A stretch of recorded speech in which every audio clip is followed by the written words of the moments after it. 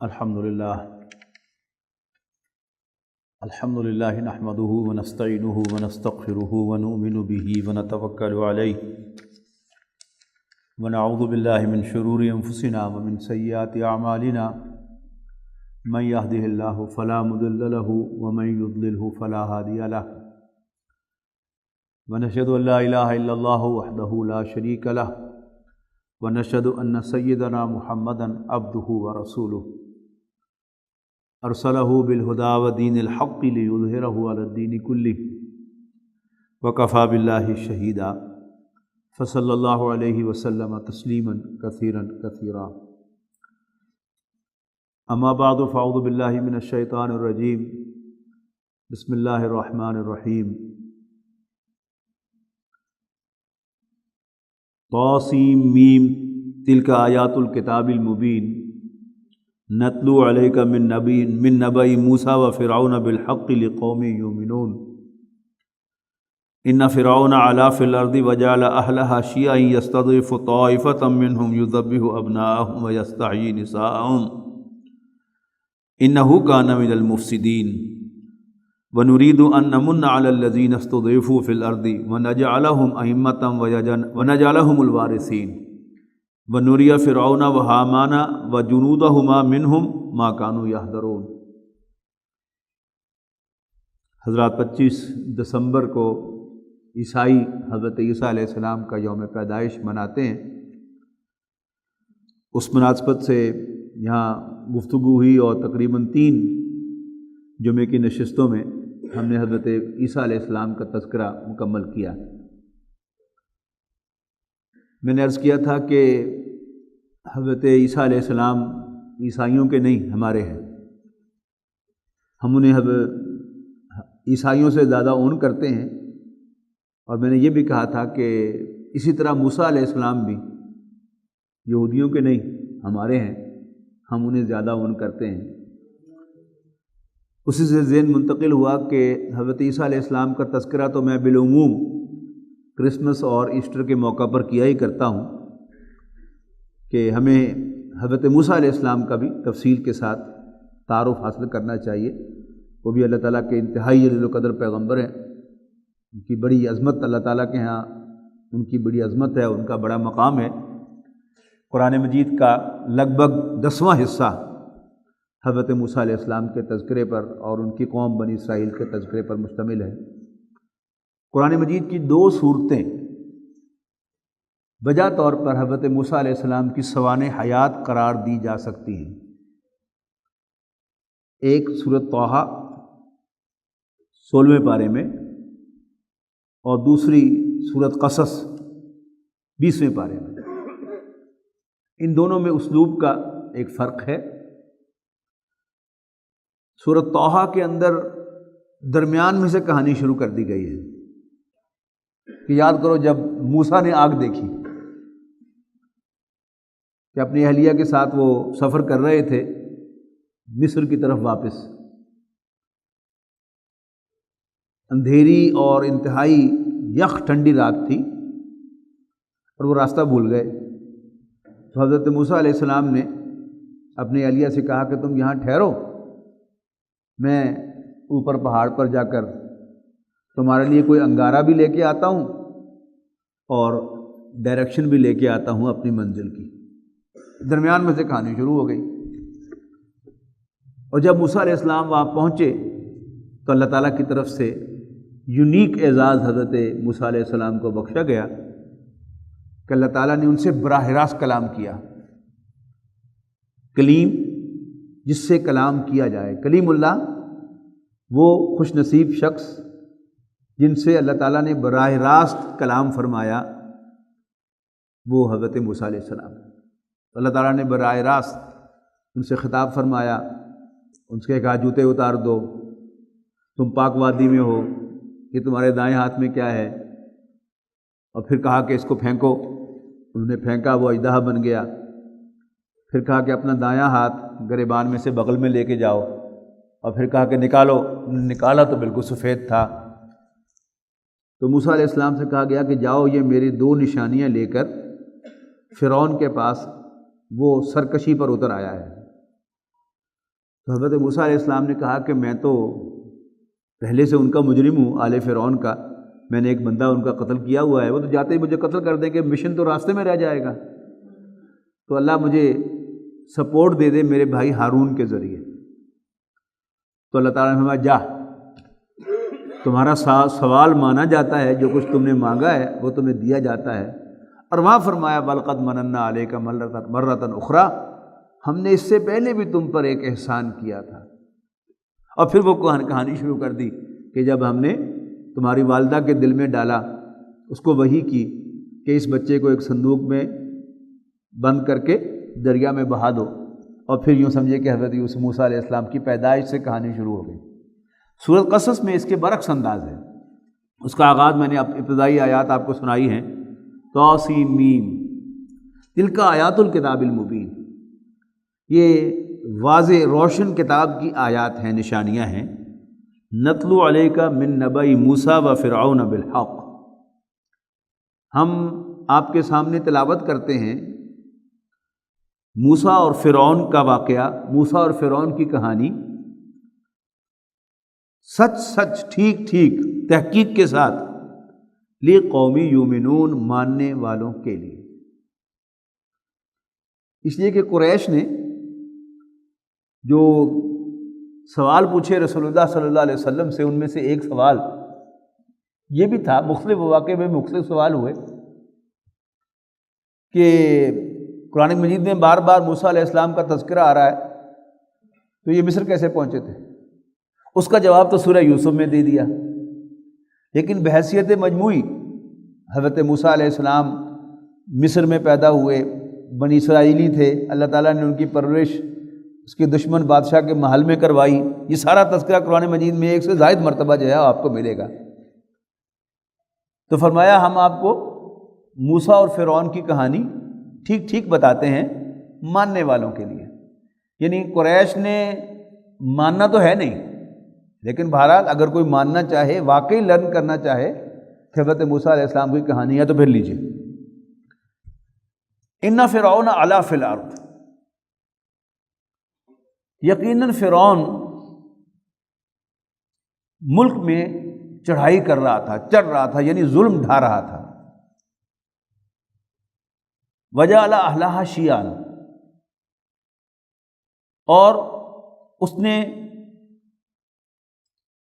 اپنے لوگوں کو گروہوں میں تقسیم کر دیا تھا، جس کو ہم آج کی زبان میں ڈیوائیڈ اینڈ رول پالیسی کہتے ہیں۔ کچھ لوگوں کو نیچے کرو، کچھ کو اوپر کرو، جو اوپر ہوں وہ تمہارے احسان مند ہوں اور وہ تمہاری مدد کریں، اور جن کو تم نے دبایا ہے ان کو اور زیادہ دبا دیں۔ اچھا، کیا کرتا تھا؟ یذبح ابناءہم، وہ ان کے بیٹوں کو ذبح کرتا تھا، ویستحیی نساءہم، بیٹیوں کو زندہ چھوڑتا تھا، یعنی جو میل ممبرز تھے ان کو قتل کرتا تھا اور عورتوں کو زندہ چھوڑتا تھا۔ یہ کئی گنا ایک موو ہے۔ ایک تو یہ کہ جب جو مرد ہیں کام کرنے والے وہ مر جائیں گے، عورتیں بیوہ ہو جائیں گی، تو کثیر تعداد میں امراء کے گھروں میں کام کرنے کے لیے خواتین اویلیبل ہوں گی۔ مزید یہ کہ بیوائیں جو ہیں وہ جنسی جو تشدد ہوتا ہے اس کے اعتبار سے ایک ایزی اویلیبل شے ہوتی ہے کہ اس کا کوئی سپروائزر نہیں ہوتا، اور اس کو تھوڑا سا ٹریپ کر کے جو ہے وہ اس سے برائی کے اندر جو ہے وہ ملوث کیا جا سکتا ہے۔ تیسرا، کسی قوم کو ڈی مورلائز کرنے کے لیے اس کے اگر مردوں کو ختم کر دیا جائے اور عورتیں ہی عورتیں ہوں تو پھر ان کے اندر کوئی جرأت کا کرج نہیں ہوتا کہ وہ بڑوں کے سامنے کبھی کھڑے ہو کر بات بھی کر سکیں۔ لیکن غلاموں ہی کا طبقہ ہو بے شک، لیکن ان میں سے ہمیشہ یہ چنگاری جو ہوتی ہے وہ ہوتی ہے۔ جو آخر چین میں، روس میں کیا ہوا، جسے اقبال نے کہا کہ توڑ دی بندوں نے آقاؤں کے خیموں کی تناب۔ تو مرد ہے تو اس کے اندر وہ بہرحال مردانیت کا جوہر تو کتنا ہی دبا ہوا کیوں نہ ہو، وہ پڑا ہوا ہوتا ہے، ذرا سی اس کو ہوا دی جائے تو وہ چنگاری جو ہے وہ آگ بن جاتی ہے۔ اور اگر ایسی سچویشن پیدا کی جائے تو پھر اس کے آگ بننے کے امکانات بہت کم ہو جاتے ہیں۔ انہ کان من المفسدین، یقیناً وہ فساد پیدا کرنے والے لوگوں میں سے تھا۔ اچھا، اب اللہ تعالیٰ کیا فرما رہا ہے؟ وَنُرِيدُ أَن نَّمُنَّ عَلَى الَّذِينَ اسْتُضْعِفُوا فِي الْأَرْضِ، اور ہم چاہتے تھے کہ وہ لوگ کہ جو زمین میں دبائے جا رہے ہیں ہم ان پر احسان کریں۔ اب مصر کی سرزمین میں اوپریسڈ کون تھے؟ بنی اسرائیل، اور اوپریسرز کون تھے؟ دبانے والے، وہ آل فرعون تھے۔ تو وَنُرِيدُ أَن نَّمُنَّ عَلَى الَّذِينَ اسْتُضْعِفُوا، اور ہم چاہتے تھے کہ ہم احسان کریں ان لوگوں پر جو زمین میں اوپریس کیے جا رہے تھے، وَنَجْعَلَهُمْ أَئِمَّةً، اور ہم چاہتے تھے کہ ہم انہیں امام بنائیں۔ بنی اسرائیل کی امامت پوری نوع انسانی میں تورات ان کے پاس تھی، اور 2500 سال تک یہ بلا شرکت غیر اللہ تعالیٰ کے نمائندے رہے، اور اللہ تعالیٰ کی ڈائریکشن کسی نے بھی لینی ہو تو بنی اسرائیل کے پاس آنے پہ مجبور تھا۔ وَنَجْعَلَهُمُ الْوَارِثِينَ، اور ہم انہیں قائم مقام بنا دیں۔ وَنُمَكِّنَ لَهُمْ فِي الْأَرْضِ، اور ہم انہیں زمین میں اسٹیبلش کریں۔ وَنُرِيَ فِرْعَوْنَ وَحَامَانَ وَجُنُودَهُمَا مِنْهُمْ مَا كَانُوا يَحْذَرُونَ، اور ہم دکھا دیں فرعون اور حامان اور ان کے لشکروں کو وہ چیز کہ جس سے وہ ڈر رہے تھے۔ فرعون کو یا خواب آئی، اس نے خواب دیکھا، یا کسی نجومی نے اس کو بتایا کہ بنی اسرائیل میں ایک بچہ پیدا ہونے والا ہے جو اس کے تخت کے لیے خطرہ بنے گا۔ اب فرعون نے وہ ٹپیکل بادشاہوں والی حرکت، مسئلہ ہی کوئی نہیں، ہم یہ کر دیں گے، ہم وہ کر دیں گے، اس کا یہ مسئلہ ہی کوئی نہیں۔ اس نے فوجی بھیج دیے بنی اسرائیل کی بستی میں، اور وہ دیکھ رہے ہیں کہ کس گھر میں کوئی بچہ پیدا ہو رہا ہے، اور جہاں کوئی بیٹا پیدا ہو رہا ہے وہ ماں سے چھینتے تھے اور اس کو ذبح کر دیتے تھے۔ گویا اس نے یہ اپنی طرف سے بندوبست کیا کہ نہ موسیٰ پیدا ہوگا، نہ موسیٰ زندہ رہے گا، نہ ہمارے تخت کے لیے کوئی خطرہ ہوگا۔ لیکن فرمایا وَأَوْحَيْنَا إِلَىٰ أُمِّ مُوسیٰ، اللہ تعالیٰ فرما رہا ہے کہ ہم نے وحی کی موسیٰ کی والدہ کو۔ اب وحی جو ہے یہ کیا ہوتی ہے؟ یعنی ہر وہ میسج جو فزیکل چینل سے نہ دیا جائے اس پر وحی کا اطلاق ہوتا ہے۔ الہام بھی وحی ہے، دل میں براہ راست کو بات آ جائے وہ بھی وحی ہے، اسی طرح اللہ تعالیٰ فرشتہ بھیج دے وہ بھی وحی ہے، کسی کو سچا خواب جو ہے وہ اللہ تعالیٰ دکھا دے، وہ سب وحی کے چینلز ہیں جو اللہ تعالیٰ ان میں سے جو چاہے وہ استعمال کرتا رہا ہے، آج بھی کر سکتا ہے اور کرتا ہے۔ سچے خواب جو ہیں وہ آج بھی نظر آتے ہیں، آپ نے بھی اپنی زندگی میں کوئی ایک نہ ایک خواب سچا ضرور دیکھا ہوا ہوتا ہے، جو اللہ تعالیٰ کی ایک نشانی ہے ہمارے لیے کہ ایک وہ واقعہ کہ جو 10 سال بعد، 1 سال بعد، 20 سال بعد پیش آنے والا ہے، اس کا آپ نے ایک پریویو دیکھ لیا۔ What's the source of that preview? اللہ تعالیٰ تو جاننے والا ہے، لیکن اللہ تعالیٰ اپنے بندوں میں سے جب چاہتا ہے، جسے چاہتا ہے، آج بھی نبوت کے ختم ہونے کے بعد بھی وہ سچا خواب دکھا دیتا ہے۔ بہرحال کس سورس سے ہوا اس کی قرآن مجید نے وضاحت نہیں فرمائی، لیکن بہرحال کوئی فزیکل چینل سے ہٹ کر اللہ تعالیٰ نے حضرت موسیٰ کی والدہ کو وحی کی۔ ان ارضعیہ، کہ وہ لازماً اپنے بچے کو دودھ پلائیں گی۔ یعنی ایسا معلوم ہوتا ہے کہ خواب ہی تھا، لیکن ایک یقین تھا کہ وہ سچا خواب ہے، ان کو اللہ تعالیٰ کو احساس دلا دیتا نا جس شخص کو کہ یہ ٹھیک ہے۔ خواب میں کیا دیکھا کہ وہ اپنے بچے موسیٰ کو دودھ پلا رہی ہیں خود، جبکہ وہاں سین کیا تھا کہ ادھر بچہ پیدا ہوتا تھا، فرعون کے فوجی آ کر چھینتے تھے اور ان کے سامنے، ماں کے سامنے ذبح کر دیتے۔ لیکن حضرت موسیٰ کو اللہ تعالیٰ نے دکھایا وحی کی کیا ارضعیہ، کہ وہ اپنے بیٹے کو دودھ پلائے گی۔ فَإِذَا خِفْتِ عَلَيْهِ، اور جب تجھے ڈر لگے اس کے بارے میں، اندیشہ ہو کہ یہ کہیں فوجی مار نہ دیں، تو کیا کرنا؟ فَأَلْقِيهِ فِي الْيَمِّ، تو پھر اس کو ڈال دینا دریا میں. یعنی انہوں نے ایک صندوق بنایا اور اس میں حضرت موسیٰ علیہ السلام کو چھوٹے بچے کو رکھ کر اوپر سے بند کر دیا اور دریا میں بہا دیا. اب یہ بھی ممکن ہے کہ اللہ تعالیٰ نے یہ سارے سٹیپس جو ہیں وہ بھی دکھائے ہوں، کہ یہ بھی دکھایا ہو کہ وہ اس کو دریا میں پھینک رہی ہیں، اور یہ بھی دکھا دیا ہو کہ وہ دودھ پلا رہی ہیں، یا کوئی ایک حصہ جو ہے وہ ڈائریکٹ کان میں آواز آئی ہو کہ پھینک دو اس کو، اور ساتھ ہی خواب میں دکھا دیا ہو کہ تم اس کو دودھ پلاؤ گی، پلا رہی ہو. بہرحال حضرت موسیٰ علیہ السلام کی والدہ نے کمپلائنس کی اللہ تعالیٰ کی اس ڈائریکشن کی، اور اس کے لیے یقین کا ہونا جو ہے بڑا ضروری ہے کہ یہ آواز جو مجھے آئی تھی یہ میرے رب کی آواز تھی، یا جو خواب مجھے دکھایا گیا ہے یہ میرے رب کا خواب ہے جو اس نے مجھے دکھایا ہے. بہرحال انہوں نے حضرت موسیٰ علیہ السلام کو اس چھوٹے سے صندوق میں بند کر کے دریا برد کر دیا. دریا کی ایک بے جو تھی وہ محل کے اندر سے ہو کے گزرتی تھی. حضرت موسیٰ کی والدہ نے ایک اور کام کیا کہ اپنی بیٹی کو یعنی موسیٰ علیہ السلام کی بہن کو کہا کہ تم ذرا اس کے پیچھے پیچھے رہو اور دیکھتی رہو ذرا فاصلے سے ہو کر. یعنی اگر کوئی شخص جو ہے وہ کوئی تیرتی ہوئی چیز کے بالکل ساتھ ساتھ جا رہا ہو تو اس سے تو اندازہ ہو جاتا ہے کہ یہ اسی کی ہے، لیکن کہا کہ ذرا دور دور سے اسے دیکھتی رہنا اور ذرا اس کو فالو کرنا. وہ جو صندوق تھا وہ اب اس بے میں انٹر ہو گیا کہ جو بادشاہ کے محل میں سے گزرتی تھی، اور محل جو ملکہ جو تھی بادشاہ کی، فرعون کی بیوی، وہ باہر ذرا ریلیکس کر رہی تھی، اور اس نے دیکھا کہ وہ کوئی صندوق جا رہا ہے.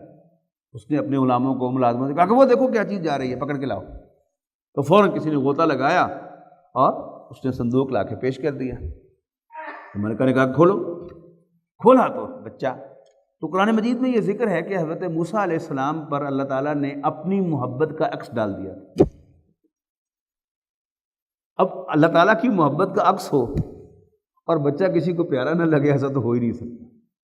لہذا حضرت موسیٰ علیہ السلام فرعون کی بیوی کے لیے ارریزسٹیبل ہو گئے کہ وہ اس بچے کو پیار نہ کرے، اس کو گلے نہ لگائے. تو انہوں نے کہا کہ جی بے اولاد تھی اس وقت تک، انہوں نے کہا کہ یہ بچہ میں اڈاپٹ کروں گی.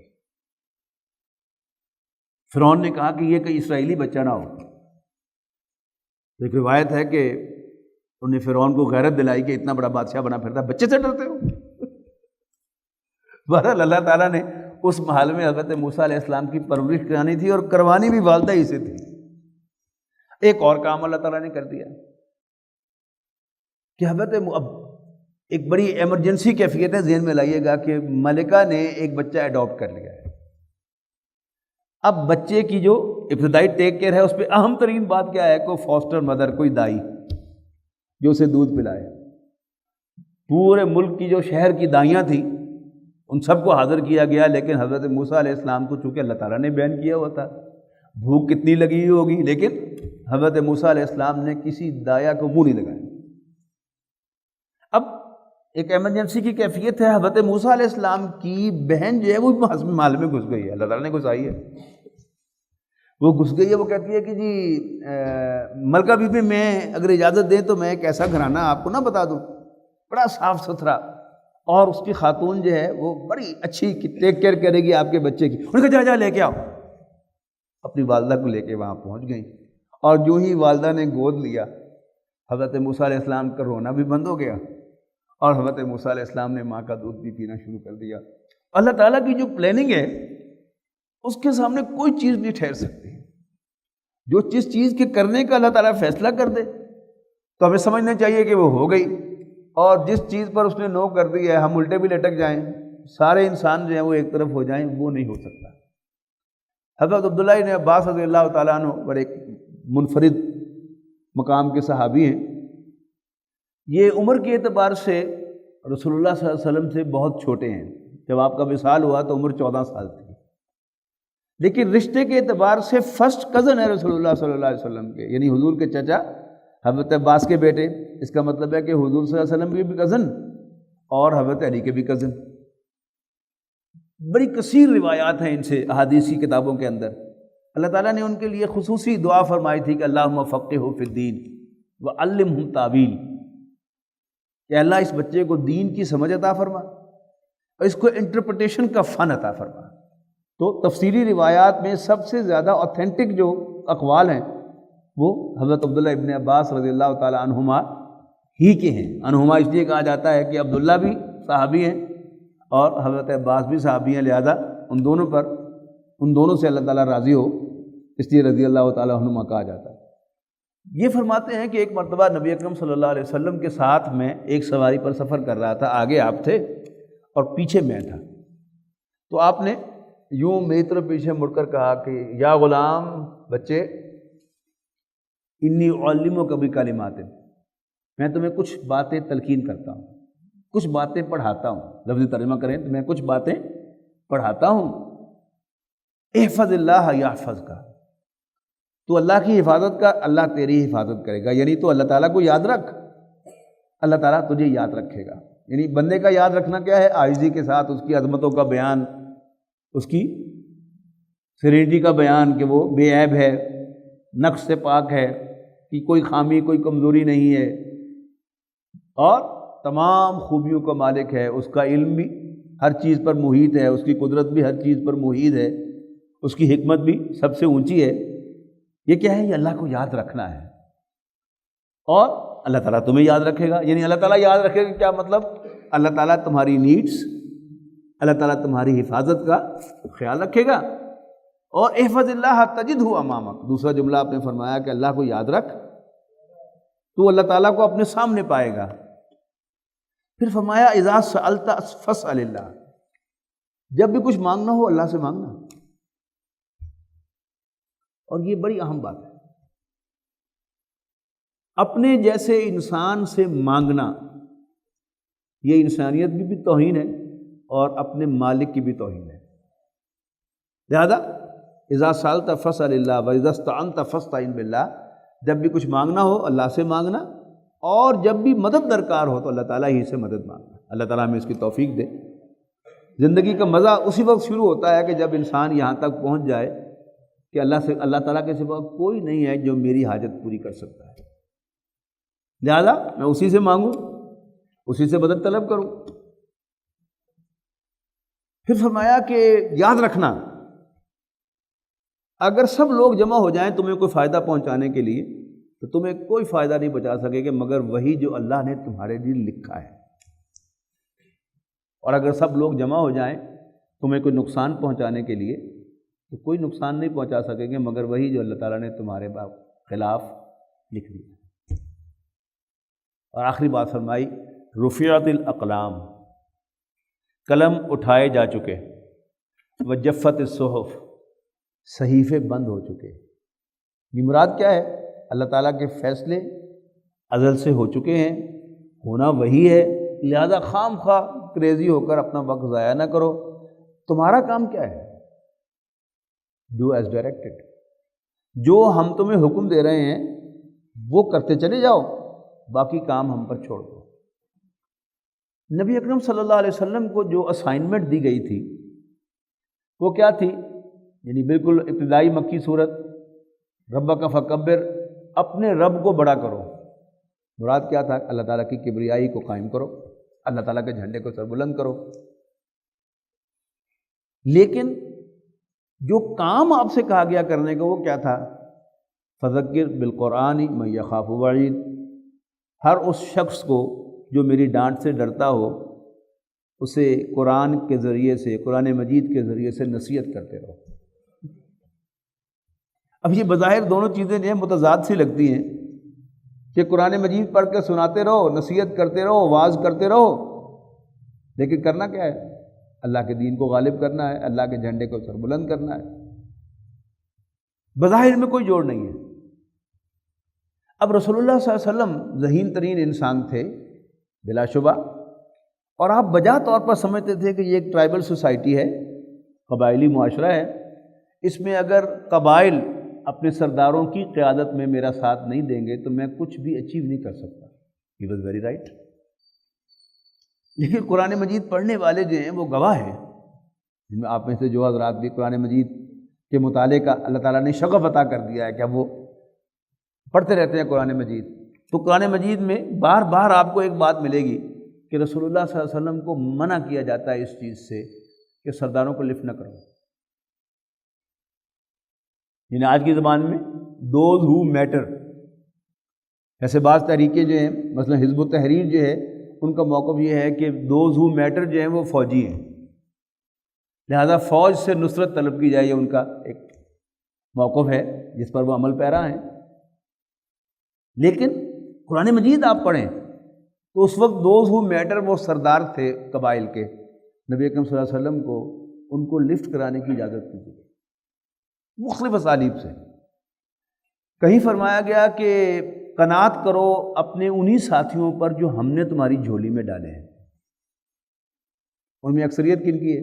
شرفاء بھی ہیں، حضرت ابوبکر بھی ہیں، حضرت عثمان بھی ہیں، طلحہ و زبیر بھی ہیں رضی اللہ تعالیٰ عنہ، سعید ابن زید بھی ہیں، سعد ابن وقاص بھی ہیں رضی اللہ تعالیٰ عنہما. تو لیکن ایک بہت بڑی تعداد وہ غرباء و مساکین کی ہے. حضرت بلال کون ہے؟ غلام ہیں، اگرچہ آزاد کر دیا، لیکن مکے کے معاشرے میں آزاد کردہ غلام کی بھی حیثیت قانونی طور پر تو ہو گئی آزاد، لیکن اس کو کبھی بھی ایکولنٹ سمجھا نہیں جاتا تھا شرفاء کے. حضرت یاسر رضی اللہ تعالیٰ عنہ یہ کیا تھے کہ یہ باہر کے رہنے والے تھے. یہ تینوں جو فیملی تھی، حضرت یاسر، ان کی اہلیہ حضرت سمیہ اور ان کے بیٹے حضرت عمار، باہر سے آئے ہوئے تھے اور مکے کا کوئی سردار اس کے پاس وہ مہمان تھے سمجھ لیں، یا اس کی پروٹیکشن میں تھے، اور وہ ابو لہب ابو جہل کا حلیف تھا، لہذا ابو جہل کو بھی ان پر کنٹرول حاصل تھا. اسی لیے اس نے بے دردی سے قتل کیا حضرت یاسر اور حضرت سمیہ کو رضی اللہ تعالیٰ عنہما. اور کیونکہ بیٹے کے سامنے ماں پر تشدد کیا، ان کی توہین کی، ان کی شرمگاہ میں برچھا مارا، تو بیٹے سے برداشت نہیں ہوا، اس نے تو جان بچانے کے لیے کلمہ پڑھ لیا. پھر حضور کی خدمت میں حاضر ہوا کہ اللہ کے رسول، میرے اصحاب جواب دے گئے تھے، میں یہ کہہ بیٹھا ہوں. آپ نے فرمایا تھا تمہارا دل تو ایمان پر مطمئن تھا نا؟ میں نے کہا میرے کوئی کوئی حال نہیں. لیکن بہرحال ایک تشدد ہو رہا تھا وہاں پر. جو سردار ہیں نبی اکرم صلی اللہ علیہ وسلم کو انہیں لفٹ کرانے کی اجازت دی گئی. تو فرمایا گیا کہ وَاصْبِرْ نَفْسَكَ مَعَ الَّذِينَ يَدْعُونَ رَبَّهُمْ بِالْغَدَاةِ وَالْعَشِيِّ يُرِيدُونَ وَجْهَهُ وَلَا تَعْدُ عَيْنَاكَ. قناعت کرو اپنے انہی ساتھیوں پر جو صبح و شام اپنے رب کو یاد کرتے ہیں، اسی کو راضی کرنا چاہتے ہیں، تم اپنی نظریں ان سے نہ پھیرنا. اب اگلا سوال کیا ہے کہ جو بھی آدمی سمجھدار ہے وہ کوشش کرتا ہے، کچھ پولیٹیکل مووز کرتا ہے، کچھ پولیٹیکل ایسے اقدامات کرتا ہے کہ جن کے ذریعے سے راہ ہموار ہو سکے. کوئی باقاعدہ لڑائی نہیں کر رہا. پھر ایک کردار تھا مکہ مکرمہ میں ولید بن مغیرہ، خالد بن ولید رضی اللہ تعالیٰ عنہ کا والد. یہ مکے کا ایک بہت امیر آدمی تھا، اپنے باپ کا اکلوتا بیٹا شمار ہوتا تھا. اس کے آگے کئی بیٹے تھے اور سارے جوان تھے، اور جنہوں نے کردانے انہوں نے کملے بھی سیانے. یہ مکے کا انٹلیکچوئل مشہور تھا، اور کیونکہ فارغ وقت تھا، مطالعہ بھی کرتا تھا، پڑھتا تھا، شعر کو اپریشیٹ کر سکتا تھا، جو نثر ہے اس کو اپریشیٹ کر سکتا تھا. تو وہ جانتا تھا کہ یہ کلام خاص ہے اور اللہ تعالیٰ ہی کا کلام ہے. لیکن سرداری نہ چھوڑنے کے لیے اس نے حضور صلی اللہ علیہ وسلم پر ایمان لانے کی قسم کھائی تھی نہیں لانا. لیکن قرآن مجید اس کو پسند بہت تھا، لہذا وہ چوری چوری آتا تھا حضور صلی اللہ علیہ وسلم سے ملاقات کرنے کے بہانے، اور نماز کے ساتھ آتا تھا کہ مغرب سے پہلے آ گیا تاکہ حضور صلی اللہ علیہ وسلم نماز میں تلاوت فرما رہے ہوں تو پھر پہلے حضور صلی اللہ علیہ وسلم کی زبان سے، شیریں زبان سے تلاوت سن لے، اور پھر حضور صلی اللہ علیہ وسلم کو بغیر فیس مشورے دینے کے لیے آتا تھا کہ جی اصل میں تو چاہتا ہوں کہ آپ کے اور قریش کے درمیان کوئی صلح ہو جائے، لیکن آپ کی ریجڈیٹی جو ہے نا یہ ہمیں کچھ کرنے نہیں دیتی. مجھے تھوڑی سی آپ نرمی دکھائیں. اب وہ نرمی کے کئی پہلو تھے. آئیڈیل تو کیا ہے کہ اس قرآن کو اللہ کا کلام کہنا چھوڑ دو، تو پھر حضور کی رسالت ہی ختم ہو گئی. یا کم سے کم کچھ پک اینڈ چوز کر لو، یعنی وہ آیات کے جو قریش کے سرداروں کو اریٹیٹ کرنے والی ہیں وہ نہ تلاوت کیا کرو. ان کو ایک طرف رکھ دو، بس تم پر نازل ہو گئی ہیں، لیکن ان کو پریزنٹ نہ کرو، پیش نہ کرو، ریکارڈ نہ کرواؤ. یہ بھی ظاہر ہے حضور صلی اللہ علیہ وسلم کے لیے ممکن نہیں تھا. اس کی میں صرف ایک ہی مثال دے دوں تو بات سمجھ میں آ جائے گی. آج ہم مغرب کی نماز میں بڑی ٹھاٹھ سے سورۃ لہب پڑھ لیتے ہیں، تبت یدا ابی لہب و تب. کبھی آپ نے سوچا کہ جب مکہ مکرمہ میں ابو لہب زندہ موجود تھا، جب رسول اللہ صلی اللہ علیہ وسلم تبت یدا ابی لہب کی تلاوت کرتے ہوں گے تو کیا زلزلہ آتا ہوگا وہاں پر. لیکن رسول اللہ صلی اللہ علیہ وسلم کو اس پک اینڈ چوز کی بھی اجازت نہیں. اگلی آیت میں صاف فرما دیا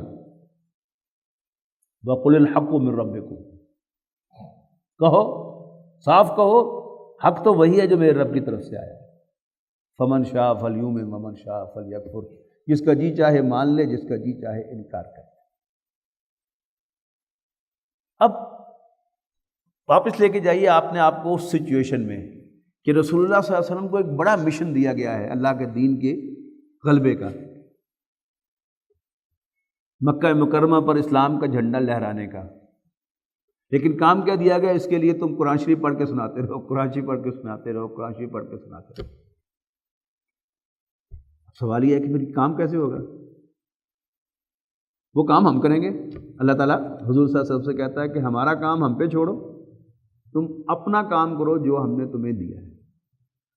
اب جو اس میں گیپ ہے، یہ گیپ جو ہے یہ بتانے کے لیے رسول اللہ صلی اللہ علیہ وسلم کے کہ یہ ہمارے لیے کوئی مسئلہ نہیں ہے. دو پیغمبروں کا تذکرہ بڑے اہتمام کے ساتھ کیا گیا ہے. ایک موسیٰ علیہ السلام، دیکھو فرعون نے موسیٰ کو، ہمارے بندے موسیٰ کو علیہ السلام ان کی پیدائش سے پہلے مارنے کا پروگرام بنایا. اور پھر ہمارا بھی کام دیکھو، ہم نے موسیٰ کی پرورش بھی علیہ السلام اس کے دربار میں، اس کے محل میں کروائی، اور پھر موسیٰ اور بنی اسرائیل کے سامنے علیہ السلام ہم نے فرعون کو پانی میں غوطے دیے اور ڈبو دیا. اور دوسری کہانی جو رسول اللہ صلی اللہ علیہ وسلم کو بڑے اہتمام کے ساتھ سنائی وہ یوسف علیہ السلام کی کہانی تھی. وہ کہانی تو سب کو معلوم ہے کہ حضرت یوسف علیہ السلام کے سوتیلے بھائی وہ حضرت یوسف علیہ السلام سے جیلس تھے کہ ابا جی ان دونوں بھائیوں کو زیادہ توجہ دیتے ہیں، ہمیں کم دیتے ہیں، پھر کیا کیا جائے؟ جیسے ہمیشہ ہوتا ہے کہ ایک آدھ بھائی جو بہت جوشیلا ہوتا ہے وہ یہ نیک مشورہ بھی ضرور دے دیتا ہے کہ کی خیال ہے، گھاٹا ہی نہیں لا دی، پاس ہی نہ کر دی. اور ان میں سے جو ماڈریٹ ہوتا ہے کہتا ہے نہیں نہیں یہ ظلم نہ کرو، بس آسے پاسے کر دو، مارو نہ. بالکل وہی وہاں پر ہوا مشورہ. ایک بھائی نے مشورہ دیا کہ قتل کر دو، دوسرا جو سب سے بڑا تھا وہ شریف آدمی تھا، نے کہا نہیں، لا تقتلوہ، اس کو قتل نہ کرو بلکہ کسی گہرے کنویں میں پھینک دو، کوئی قافلے والا گزرے گا اور وہ ڈول ڈالے گا اور اس کے ساتھ یوسف نکل کے باہر آ جائیں گے اور وہ اس کو کہیں بیچ دیں گے، ہمارا کام بھی ہو جائے گا کہ والد صاحب کی توجہ ہمیں مل جائے گی، لیکن ہم اپنے بھائی کے خون سے ہاتھ رنگنے سے بھی بچ جائیں گے. اب اسی سکیم پر عمل ہوا. اللہ تعالیٰ نے اسی سکیم کو حضرت یوسف علیہ السلام کے اعلیٰ ترین مقام تک پہنچنے کا ذریعہ بنایا. اور حیران ہو گئے نا ان کے بھائی بھی کہ جب حضرت یوسف علیہ السلام نے وہ غلہ لینے کے لیے آئے تیسری چوتھی بار اور منتیں کرنے لگے، جب اپنے بھائی بنیامین کو بھی انہوں نے پچھلے وزٹ میں روک لیا تھا، اب وہ منتیں ترلے کرنے پر آ گئے کہ یا ایھا العزیز، اے عزیز، اے وزیر، ہم پر بہت دکھ پریشانیاں آئی ہیں، ہم بہت پریشان ہیں اور پھر پیسے ویسے بھی ہمارے پاس نہیں ہیں، آپ صدقہ کریں ہمارے اوپر، یعنی غلہ دے دیں، صدقے میں دے دیں، ہمارے پاس پیسے نہیں ہیں اور ہمارا خاندان جو ہے بہت زیادہ غم زدہ ہے. اب حضرت یوسف علیہ السلام کو رحم آیا تو انہوں نے کہا تمہیں پتہ ہے، یعنی اب جو بڑی منتیں ترلے کر رہے ہو اور کہہ رہے ہو کہ ہمارا خاندان بہت پریشان ہے اور غم زدہ ہیں، پتہ ہے تم نے یوسف اور کے بھائی کے ساتھ کیا کیا تھا؟ اب چونکہ جب انہوں نے کنویں میں پھینکا تھا تو حضرت یوسف علیہ السلام چھوٹے تھے، لیکن آنکھ جو ہے یہ آپ کو معلوم ہے کہ یہ نہیں بدلتی آئیڈینٹی کے اعتبار سے. باقی بچہ بڑا ہو جاتا ہے، اس پہ کچھ فیچرز جو ہیں اگر غور سے دیکھا جائے تو برقرار رہتے ہیں، خاص طور پر آنکھ. تو ان کے وہم و گمان میں بھی چونکہ نہیں تھا کہ یہ جو وزیر جس سے ہم غلہ لے رہے ہیں یہ یوسف ہو سکتا ہے، لہذا غور نہیں کیا تو پتہ نہیں چلا.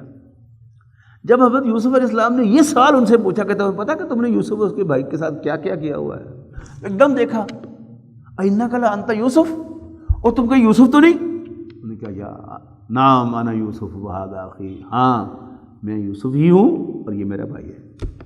تو وہ وہم و گمان میں بھی ایک بات نہیں ہوتی. تو انہوں نے تو اپنی طرف سے حضرت یوسف علیہ السلام کو گرایا تھا کنویں میں کہ ساڑھے مگروں لے جاؤ، لیکن اللہ تعالیٰ نے اسی گرانے کو حضرت یوسف علیہ السلام کے وہاں تک پہنچنے کا ذریعہ بنایا. یعنی یہ پہلا سیٹ بیک ہے جو ان کے لیے بڑی پریشانی کا باعث بنا ہوگا. اور دوسرا یعنی 3 پشتوں سے نبیوں کی اولاد، ایک شریف باعزت آدمی لیکن غلام بن گئے. پھر اس نیلے پہ دیلا یہ ہوا کہ مالکن نے ان پر ایک الزام لگا دیا بہت بڑا بدکاری کا، اسالٹ کا، کہ اس نے مجھ سے بدکاری کا تقاضا کیا ہے، جس کی بنیاد پر پتہ ہونے کے باوجود بھی اس کے شوہر کو پتہ چل گیا، نشانی مل گئی، کرتا پیچھے سے پھٹا ہوا دیکھ لیا. اس وقت معافی بھی مانگی یوسف علیہ السلام سے کہ یوسف آردانا جان دے، اور بیوی کو ڈانٹا بھی، لیکن اب دنیا میں اپنی عزت بچانے کے لیے اس نے مناسب یہی سمجھا کہ کچھ دیر کے لیے جیل میں ڈال ہی دیا جائے. وہاں حضرت یوسف علیہ السلام کی ملاقات 2 اور قیدیوں سے ہوئی کہ جو بادشاہ کے محل کے ملازم یا غلام تھے بادشاہ کے، اور ایک محلاتی سازش تھی جس کے نتیجے میں ان کو گرفتار کر کے جیل میں ڈالا گیا تھا. اور تحقیقات کے بعد ایک کو رہائی ملنے والی تھی اور ایک کو پھانسی ہونے والی تھی، بلکہ سولی چڑھنے والا تھا. تو جو رہائی پانے والا تھا اس نے بھی خواب دیکھا، جو سولی چڑھنے والا تھا اس نے بھی خواب دیکھا. حضرت یوسف نے دونوں کو خواب کی تعبیر بتائی، اور جو آزاد ہونے والا تھا اس نے کہا کہ بادشاہ سے میرا بھی ذکر کرنا کہ ایک اور بھی بے گناہ بیٹھا ہوا ہے. لیکن اللہ تعالیٰ نے اسی کو ذریعہ بنایا، بھول گیا اس کو. اور یاد کب آیا؟ یعنی اگر آپ غور کیجئے، جاتے ہی وہ قیدی اپنے بادشاہ سے کہتا ہے کہ ایک اور بے گناہ بھی ہے، تو اول تو شاید بادشاہ کو لفٹ ہی نہ کراتا. اگر لفٹ کراتا بھی صحیح تو جیل سے نکال دیتا.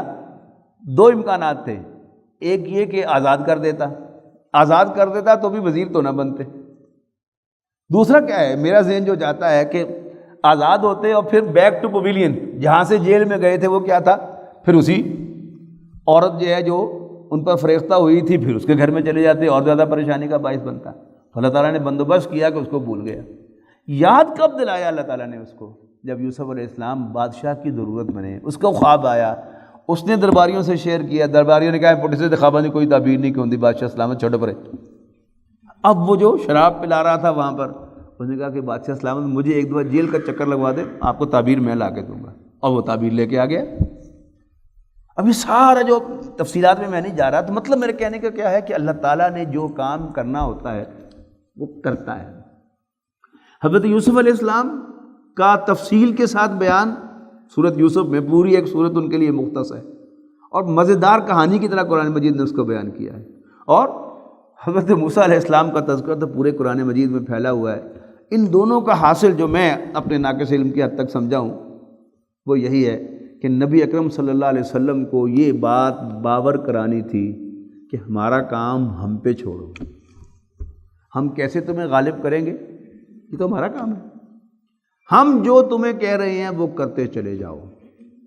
آج ہم مسلمان کہاں کھڑے ہیں؟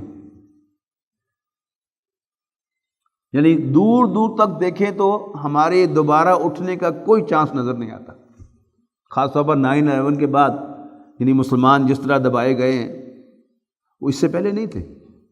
یعنی وہ بات کہ جو مولانا حالی نے کہی تھی کہ پستی کا کوئی حد سے گزر نہ دیکھے، اسلام کا گر کر نہ ابھرنا دیکھے، مانے نہ کبھی کہ مد ہے ہر جزر کے بعد، دریا کا ہمارے جو اترنا دیکھے۔ دن بہ دن آگے ہی آگے ہے، آگے ہی آگے ہے، آگے ہی آگے ہے۔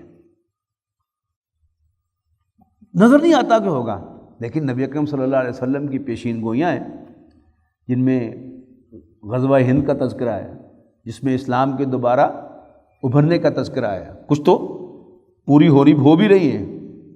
یہ جو افغانستان کے اندر شکست ہے امریکہ کی، اگرچہ اس کا ابھی سامنے کچھ آیا نہیں، لیکن بہرحال ہر سمجھدار آدمی جب وہ سمجھتا ہے کہ اتنی اس سے زیادہ بے عزتی امریکہ بہادر کی نہیں ہو سکتی کہ وہ طالبان، جن کو وہ سمجھتا تھا کہ یہ کون ہے، ان سے منتیں کر رہا ہے صلح کرنے کی اور مذاکرات کرنے کی، اور وہ شرائط طالبان لگا رہے ہیں۔ تو وہ بھی ہے، لیکن فزیکلی جو ہو رہا ہے اس کا بھی امکان موجود ہے کہ یہ سارے مذاکرات وغیرہ یہ بھی کوئی ٹائم گیم کرنے کے لیے امریکہ کر رہا ہو اور پھر کوئی وار کرے، اس کا امکان ہے، اس لیے کہ ابھی بالفعل تو کچھ نہیں ہوا، میلٹنگ پاٹ میں ہے سارا کچھ۔ تو یہ سارے امکانات ہیں، لیکن بہرحال حضور صلی اللہ علیہ وسلم کی پیشین گوئیاں جو ہیں وہ کہتے ہیں کہ اسلام غالب ہوگا۔ ہمارے کرنے کا کام کیا ہے؟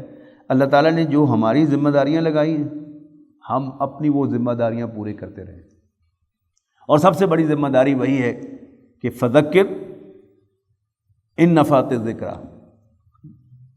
نصیحت کرو اگر نصیحت فائدہ دے، فذکر بالقرآن من یخاف وعید، اور ہر اس شخص کو جو میری ڈانٹ سے ڈرتا ہو قرآن مجید کے ذریعے سے نصیحت کرو۔ قرآن مجید کے دروس، اس کے کریا کریا بستی بستی ہر کمیونٹی کے اندر ہوں، لوگ قرآن مجید کی طرف آئیں، ان کے دلوں میں ایمان مضبوط ہو، اور پھر ہم طاقت پکڑیں اور پھر ہم اٹھیں، اللہ کرے، اور اسلام کے غالب کرنے والی جو قوت ہو ہم اس کے دست و بازو بنیں۔ اسلام غالب ہونا ہے، اس میں کوئی شک نہیں ہے، مسلمانوں ہی کے ہاتھوں ہوگا، لیکن یہ کہیں نہیں لکھا ہوا کہ وہ میں اور آپ ہی ہوں گے۔ اسلام از این اوپن ریلیجن، کوئی گورا ہو، کالا ہو، یلو ریس سے تعلق رکھتا ہو، لیکن اگر وہ توبہ کر کے اسلام لے آئے، دائرہ اسلام میں داخل ہو جائے تو وہ مسلمان ہے۔ اور آج تک کا تجربہ ہمارا یہ ہے کہ جو بھی نو مسلم اسلام میں آتے ہیں ان کا خون بڑا گرم ہوتا ہے، ان کے ایمان کا لیول جو ہے وہ روایتی مسلمانوں سے بہت اونچا ہوتا ہے۔ لیکن چلیے ہم سے آگے صحیح، ہم اسلام کے مخالفوں کی صف میں شامل نہ ہوں۔ اب بظاہر آپ اخبارات پڑھ لیں، آپ ٹی وی چینلز کے مذاکرے سن لیں، ان کا تو حاصل یہی ہے کہ ہمیں ریئلسٹک ایٹیچیوڈ اختیار کرنا چاہیے، امریکہ بہت بڑی طاقت ہے، ویسٹ بہت بڑا ہے، ہمیں ان کے سامنے چونچا نہیں کرنی چاہیے، بس ان کی ہاں میں ہاں ملا کر جو ہے وہ سر نیچے جھکا کر ان کا ہم نوا بن جانا چاہیے۔ یہ چیز جو ہے اس سے ہمیں سب سے پہلے نکلنا چاہیے کہ وہ جب میدان آئے، مارکا گرم ہو، تو ہم اسلام کے سپاہیوں میں شامل ہوں، کبھی ہم اسلام کے دشمنوں کے سپاہی یا ان کے حاشیہ بردار یا ان کے سپورٹ کرنے والے نہ بنیں۔ اقول قولی ھذا واستغفر اللہ لی ولکم ولسائر المسلمین والمسلمات۔ خليل بالقرآن هو إمامنا على هداية الله آمتنا، كلام ربنا هدايتنا، عطاء جبريل على رسول